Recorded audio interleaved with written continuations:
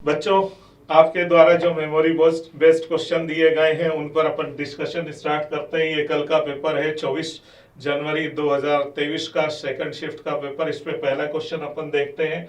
तो क्वेश्चन है sum of pi bonds in one molecule of each peroxy disulphuric acid and pyrosulphuric acid. तो बच्चों, आपको पता होगा कि पायरोसल्फ्यूरिक एसिड जो होता है वो होता है H2SO7 और जो परऑक्सी डाइसल्फ्यूरिक एसिड होता है इसमें एक परऑक्सी लिंकेज रहता है, ये OO लिंकेज जो दो सल्फर एटम्स के बीच में रहता है। तो ये इसकी स्ट्रक्चर है और पायरोसल्फ्यूरिक एसिड की ये स्ट्रक्चर है। अगर हम यहाँ पाई बॉन्ड्स देखने जाते हैं तो इसमें टोटल 4 पाई बॉन्ड्स है, 1 2 3 4 और 4 ही इस एसिड में पाई बॉन्ड्स है। तो total number of pi bonds इस क्वेश्चन में देखें अपन तो 8 होंगे। अब अगले क्वेश्चन पे चलते हैं। अगला क्वेश्चन जो है जो है ये लैक्टिक एसिड दे रखा है, इसका K वैल्यू दे रखी है और pH of a solution containing 0.005 m एनियोनिक form of the above acid is. तो अगर हम इसको देखें, ये वीक एसिड है और इसका एनियोनिक फॉर्म देखते हैं तो ये स्ट्रॉन्ग एसिड के साथ स्ट्रॉन्ग बेस के साथ में एक सॉल्ट बनाएगा। और सॉल्ट के लिए हम क्या करते हैं कि ये जो वीक एसिड और स्ट्रॉन्ग बेस का साल्ट बन रहा है इसके लिए हम फार्मूला देखते हैं। तो ये होता है 1/2 pKw प्लस pKa और plus log of C concentration. अब इसको यदि हम सॉल्व करते हैं तो 1/2 pKw की वैल्यू आपको पता है 14 होती है और pKa क्या होता है माइनस लॉग ऑफ के।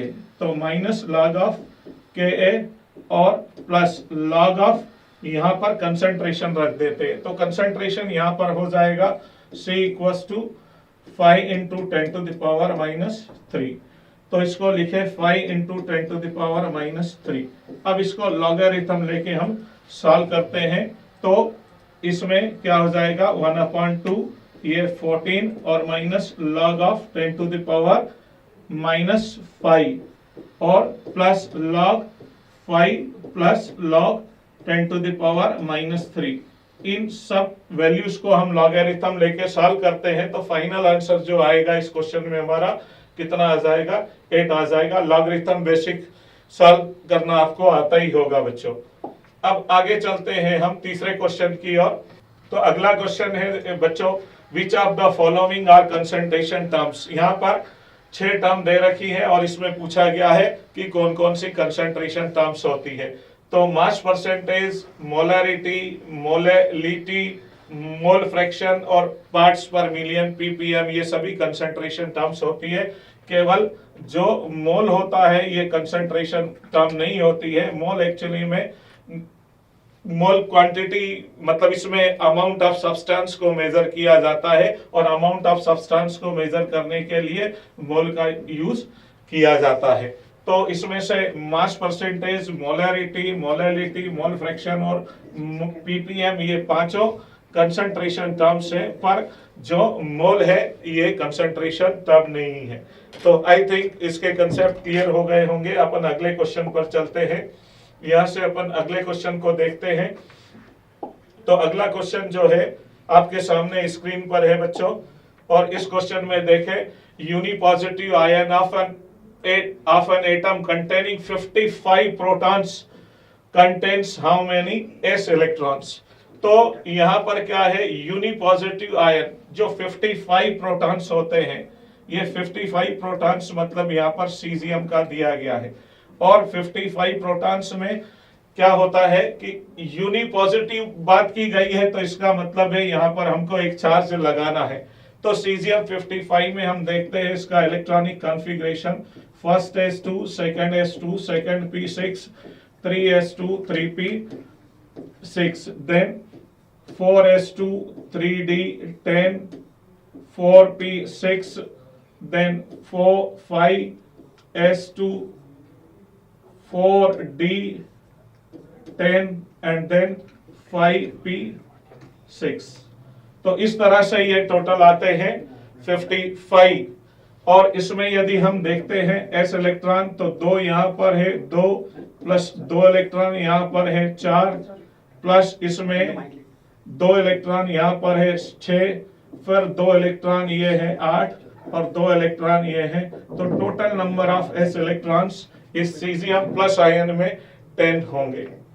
अब ये सिंपल सा क्वेश्चन है, पर इसमें इंपॉर्टेंट क्या है, या अबाउट प्रिंसिपल। यहाँ पे बच्चों को प्रॉब्लम आती है कि 4s 3d 4p में किस तरह से इलेक्ट्रॉन को फिल किया जाता है। तो ये क्वेश्चन एटॉमिक स्ट्रक्चर से है और अबाउट के प्रिंसिपल पर बेस्ड है। इस कोऑर्डिनेशन केमिस्ट्री से ये क्वेश्चन है, CONH3 6 3+ इज, ये इसमें कौन सा हाइब्रिडाइजेशन है कोबाल्ट का, एक चीज, और दूसरी बात कि इसमें अनपेयर्ड इलेक्ट्रॉन्स है या नहीं है। अगर इसमें अनपेयर्ड इलेक्ट्रॉन्स होंगे तो इसका बिहेवियर जो होगा पैरामैग्नेटिक होगा, और यदि कोई भी अनपेयर्ड इलेक्ट्रॉन इसमें नहीं होता है तो इसका बिहेवियर डायमैग्नेटिक होगा। तो हम देखते हैं, अब सबसे पहले इसमें हम कोबाल्ट की ऑक्सीडेशन नंबर निकालते हैं। तो कोबाल्ट की ऑक्सीडेशन नंबर निकालते हैं। आपको पता है बच्चों कि अमोनिया पे चार्ज टोटल होता है 0 चार्ज होता है। ऑक्सीडेशन नंबर हम निकालते हैं तो x+6 × 0 = +3। तो कोबाल्ट 3+ ऑक्सीडेशन स्टेट में है, मतलब इस कॉम्प्लेक्स में कोबाल्ट की ऑक्सीडेशन स्टेट +3 है, CO3+ आयन के फॉर्म में रहता है। अपन देखते हैं कोबाल्ट का इलेक्ट्रॉनिक कॉन्फ़िगरेशन। तो ये हो जाता है आर्गन 18 हो गया और 4s2 20 हो गया, 3d 7। तो इस तरह से कोबाल्ट का इलेक्ट्रॉनिक कॉन्फ़िगरेशन होता है। अब यदि हम कोबाल्ट 3+ की बात करें तो इसमें क्या होगा कि 3 इलेक्ट्रॉन्स चले जाएंगे। अब 3 इलेक्ट्रॉन्स चले जाएंगे तो पहले जो इलेक्ट्रॉन रिमूव होता है वो s ऑर्बिटल से रिमूव होगा, उसके बाद में जाके d ऑर्बिटल से रिमूव होगा। तो यहाँ से 2 इलेक्ट्रॉन, यहाँ से 1 इलेक्ट्रॉन चला जाता है, तो यहाँ बचता है 4s0 और 3d 6 इलेक्ट्रॉन बचता है। ठीक है, तो इस तरह से हम देखें तो d में क्या बचते हैं, 6 इलेक्ट्रॉन्स रहते हैं। अब ये 6 इलेक्ट्रॉन्स d ऑर्बिटल में इस तरह से रह सकते हैं।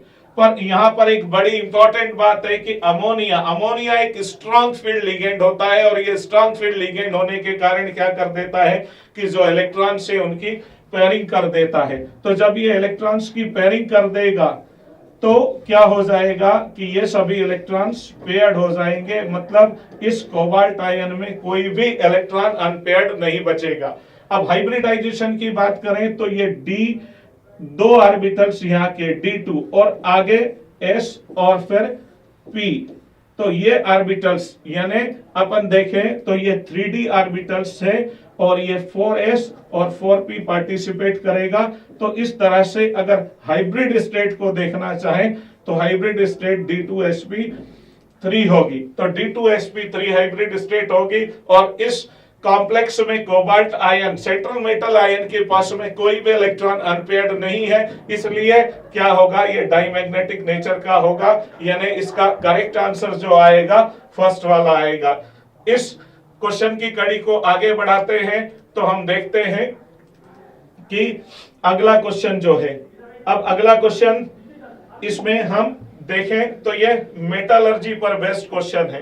तो मेटलर्जी पर बेस्ड क्वेश्चन है कि ऐसी कौन सी, the metal ion which is extracted by oxidation and subsequent reduction from its ores. तो मेटलर्जी पर बेस्ड क्वेश्चन है, और इसमें दिया गया है कि कौन सा ऐसा मेटल है जो ऑक्सीडेशन पहले यूज होता है मेटलर्जी में और फिर इसके बाद में रिड्यूसिंग यूज होता है। तो हम देखते हैं इसका आंसर जो है गोल्ड है। तो MacArthur forest cyanide process आपने सुना होगा नाम, और इसमें क्या रहता है कि गोल्ड जो रहता है उसका एक साइनाइड कॉम्प्लेक्स बनाया जाता है, और गोल्ड के साइनाइड कॉम्प्लेक्स में जब बनाएंगे हम तो ये CO4 और माइनस चार्ज आ जाएगा इस पर, और इसमें गोल्ड की ऑक्सीडेशन, मतलब इसका गोल्ड का ऑक्सीडेशन हो जाएगा यहाँ पे। फिर इसके बाद में जिंक मेटल की हेल्प से रिडक्शन किया जाता है मेटल डिस्प्लेसमेंट से, और मेटल डिस्प्लेसमेंट से रिएक्शन करा जाता है। तो पहले यहाँ पर ऑक्सीडेशन होता है, तो उसमें क्या होता है कि मेटल आयन ऑक्सीडाइज होके ये Au0 जो रहता है Au3+ में चला जाता है, यहाँ माइनस चार्ज 1 होगा, तो यहाँ पे Au3+ में चला जाता है, और उसके बाद में इसका रिडक्शन होता है, और रिडक्शन होने के बाद में ये चला जाता है वापस Au oxidation means zero oxidation state में। तो इसका करेक्ट आंसर ये वाला होगा कि जिसमें पहले ऑक्सीडेशन होगा और इसके बाद में रिडक्शन होगा। और इस मेटलर्जिकल प्रोसेस को आपको पता है कि सिल्वर और गोल्ड के लिए यूज की जाती है, मैकआर्थर फॉरेस्ट साइनेट प्रोसेस के नाम से इसको जाना जाता है। अपन अगला क्वेश्चन देखते हैं बच्चों। अगला क्वेश्चन जो है यहां पर वो सरफेस केमिस्ट्री से दिया गया क्वेश्चन है कि how many statements are is oblique are correct for the physio absorption. तो फिजियो एब्जॉर्प्शन में physio absorption is highly specific in nature, नहीं, फिजियो एब्जॉर्प्शन स्पेसिफिक नहीं होता है नेचर का, बहुत ही रेयरली स्पेसिफिक होता है ये। इसके बाद फिजियो एब्जॉर्प्शन इज मोनोलेयर्ड। तो ये क्वेश्चन भी क्या है, गलत है, क्योंकि फिजियो एब्जॉर्प्शन यूजुअली जो होता है ये मल्टी लेयर्ड होता है। फिर फिजियोप्शन है जीरो एक्टिवेशन एनर्जी। तो इसमें क्या है, इसकी एक्टिवेशन एनर्जी फिजियो एब्जॉर्प्शन के लिए कोई एक्टिवेशन एनर्जी की जरूरत नहीं पड़ती है, कोई केमिकल बॉन्ड फॉर्मेशन नहीं होता है। केमिकल बॉन्ड फॉर्मेशन जहां होता है वही एक्टिवेशन एनर्जी की जरूरत पड़ती है। तो इसलिए यहां पर यह स्टेटमेंट एकदम करेक्ट है। फिर फोर्थ स्टेटमेंट पे चलते हैं। In physical adsorption decreases with increase of temperature. Physical adsorption में क्या होता है कि van der Waals intermolecular force काम करता है और फिजिकल फोर्स है वो, तो ये फोर्स बहुत ही वीक होता है। जैसे ही हम टेम्परेचर बढ़ाएंगे तो डिग्री ऑफ फिजिकल एड्सॉर्प्शन कम हो जाती है, और डिग्री ऑफ फिजिकल एड्सॉर्प्शन कम हो जाएगी मतलब फिजिकल एड्सॉर्प्शन की कम हो जाएगा। तो ये भी इसका करेक्ट आंसर है। फिर physical adsorption has high delta adsorption. Physical adsorption जो होता है इसकी delta H enthalpy of adsorption काफी कम होती है, केमिकल एड्सॉर्प्शन की कंपैरिजन में बहुत ही कम होती है, केमिकल के लिए हाई होती है। तो ये स्टेटमेंट भी यहाँ पर इनकरेक्ट है। तो केवल दो स्टेटमेंट यहाँ पर करेक्ट है, कौन कौन से, थर्ड वाला और फोर्थ वाला। अब हम चलते हैं अगले क्वेश्चन की ओर। तो अगला क्वेश्चन यहाँ पर दे रखा है, कौन सा, सॉल्यूशन पर बेस्ड क्वेश्चन है ये। और इसमें क्या दिया है, एक आइडियल सॉल्यूशन दे रखा है, और ideal solution containing x equals to 0.7। x मतलब मोल फ्रैक्शन एक कंपोनेंट का दे रखा है। तो अगर यहाँ पर एक कंपोनेंट का मोल फ्रैक्शन दे रखा है 0.70, तो स्वाभाविक है कि दूसरे कंपोनेंट का मोल फ्रैक्शन आप निकाल सकते हैं 1 माइनस XA से, तो ये 0.30 आ जाएगा। और सोल्यूशन का वेपर प्रेशर जो दे रखा है वो कितना दे रखा है, P सोल्यूशन 1, इसमें दे रखा है 350 टॉर दिया हुआ है यहाँ पर। अब एक सेकंड केस दे रखा है, इसमें x भी 1 दे रखा है, तो XA प्लस x भी 1 होता है। तो इसलिए यहाँ पर हम देखें तो XA की वैल्यू 0.80 आ जाएगी, और इसमें P सोल्यूशन इस केस में दे रखा है कितना, 410 टॉर्क दे रखा है। यदि हम राउल्ट्स लॉ को फॉलो करें तो जो P सोल्यूशन होता है वो क्या होता है, P नॉट XA और plus P naught B X B equals to होता है P सोल्यूशन रहता है। तो इस लॉ को फॉलो करते हुए इन वैल्यूज को यदि हम सब्स्टिट्यूट करते हैं तो हमारे पास दो इक्वेशंस बनेगी। कौन सी दो इक्वेशन, P नॉट ए और इंटू XA की वैल्यू रख दो फर्स्ट केस में 0.70, प्लस फर्स्ट केस में XB की value 0.30 into PB 0 equals to first solution का जो वेपर प्रेशर है 350। और सेकंड केस पे आ जाए, सेकंड केस में XA कितना है आपके पास 0.80, P नॉट XA प्लस इसमें देखें तो 0.20 P नॉट B XB। और यहां पर सेकंड केस में सॉल्यूशन जो है इसका टोटल प्रेशर दे रखा हुआ है कितना, वेपर प्रेशर 410 है। इन दोनों इक्वेशंस को आप सॉल्व करोगे, जैसे आपने XY के टर्म्स में इक्वेशन सॉल्व करी है, तो आपको जो P नॉट A की वैल्यू मिल जाएगी ये 314 mm ऑफ Hg मिल जाएगी या टॉर्क मिल जाएगी। ठीक है, तो ये सोल्यूशन पर बेस्ड एक क्वेश्चन था, सिंपल सा क्वेश्चन है, फार्मूला बेस्ड क्वेश्चन है, केवल फार्मूले में वैल्यू पुट करनी है और क्वेश्चन का आंसर आ जाएगा। अपन अगले क्वेश्चन पे चलते हैं कि ये क्वेश्चन दिया हुआ है आपको,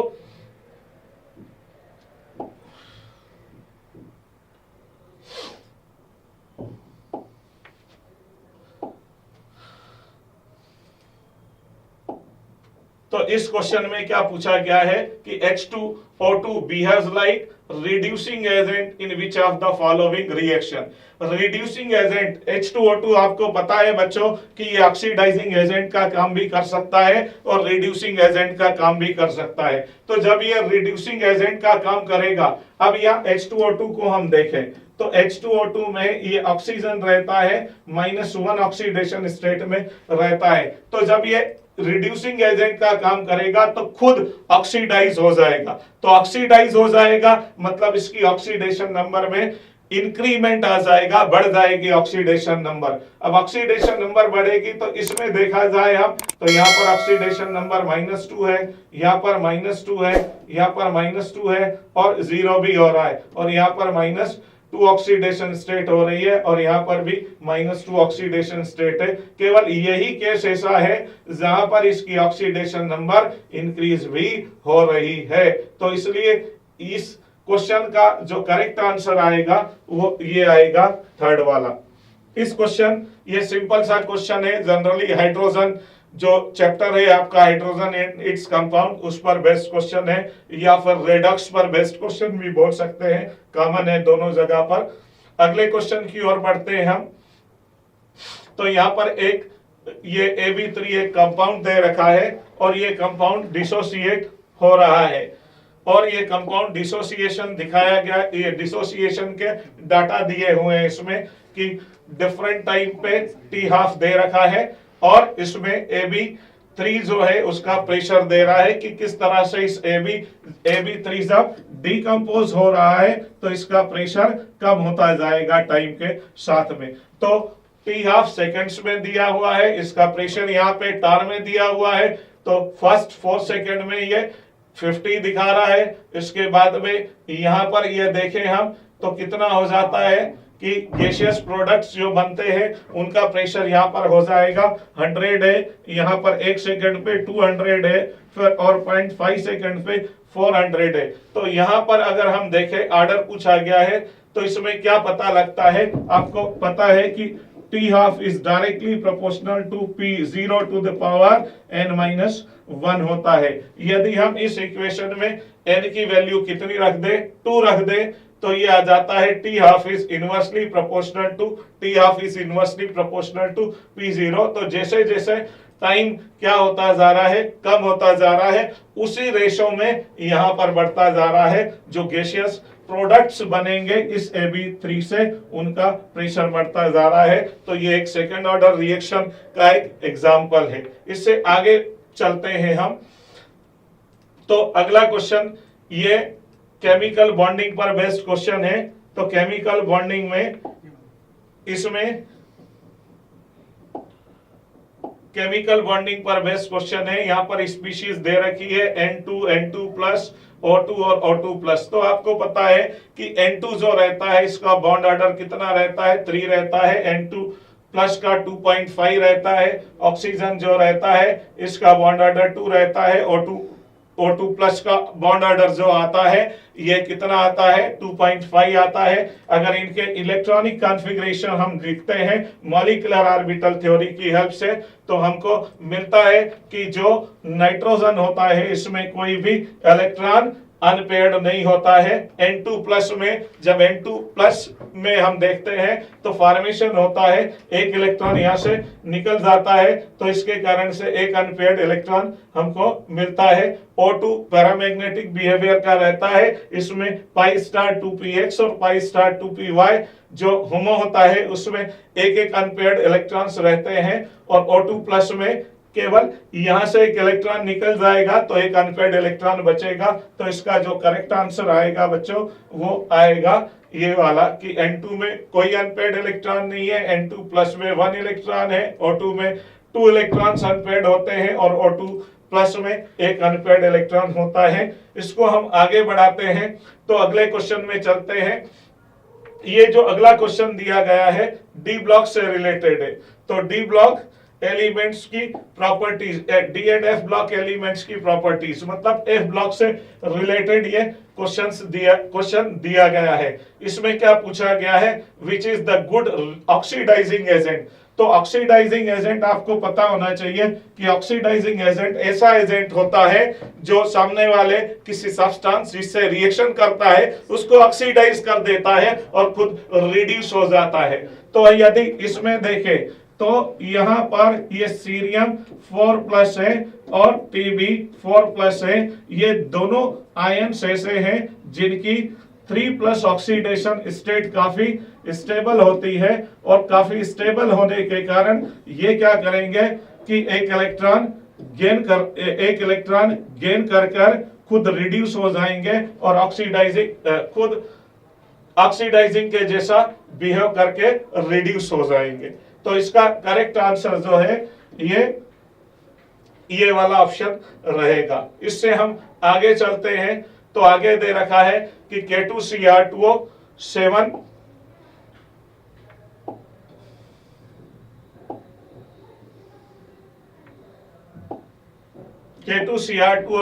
paper acidified with dilute H2SO4 turns green color when exposed to। तो इसमें क्या है कि SO2 जो रहती है ये K2Cr2O7 इस एसिडिक मीडियम में एक स्ट्रॉन्ग ऑक्सीडाइजिंग एजेंट का काम करता है और ये SO2 को सल्फेट आयन या H2SO4 में ऑक्सीडाइज कर देता है और खुद रिड्यूस हो जाता है Cr3+ आयन में और ये ग्रीन कलर के होते हैं। तो Cr3+ आयन ग्रीन कलर के होते हैं और SO2 क्या करेगा कि K2Cr2O7 को रिड्यूस कर देगा Cr3+ आयन में। तो इस क्वेश्चन का करेक्ट आंसर हमको क्या मिलता है, SO2 मिलता है।